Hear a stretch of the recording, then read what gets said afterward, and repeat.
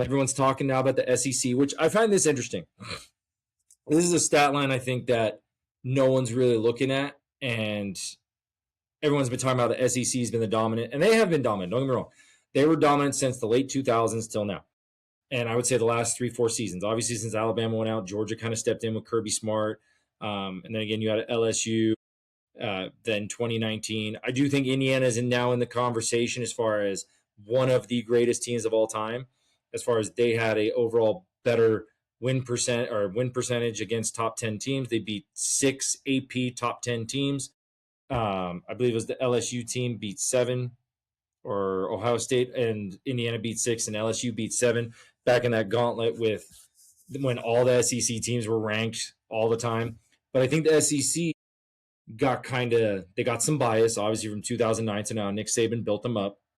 But in all honesty, the SEC hasn't been the Premier League. The Premier League has always been the Big Ten.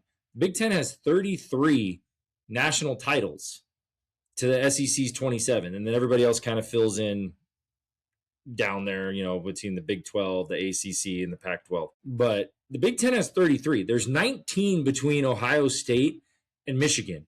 So the Big Ten, to me, has always been the dominant conference in the NCAA. Just nobody talks about it because, again, everyone's just talking about the now, what have you done for me now kind of thing. And the SEC was the top dog from 2009 to 2000, let's just say 21, basically, or 22. Because now you have 3 years in a row where a Big Ten team is one between Indiana, Ohio State, and now Michigan. So, again, I leave it as we say the SEC is the dominant conference, but that hasn't been the case through history. It's been the Big Ten for a very, very long time with 33 national titles.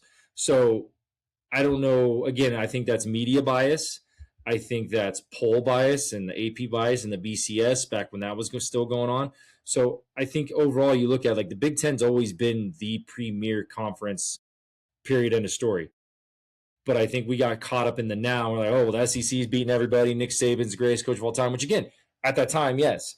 But historically, the Big Ten is the premier conference, just based on how many national titles they have and based on the history between the two teams that, between the two of them, have 19 out of the 33 for that conference.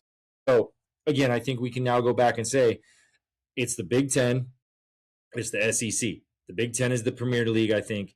Then you go to the SEC. But now we'll see. A lot of C's here. We'll see how NIL and all these transfers now kick in. We'll see now if the ACC and the Big 12 and now the new Pac-12, which now has not 12 teams, but is building there. It's getting a lot more teams. We'll see if they can catch up.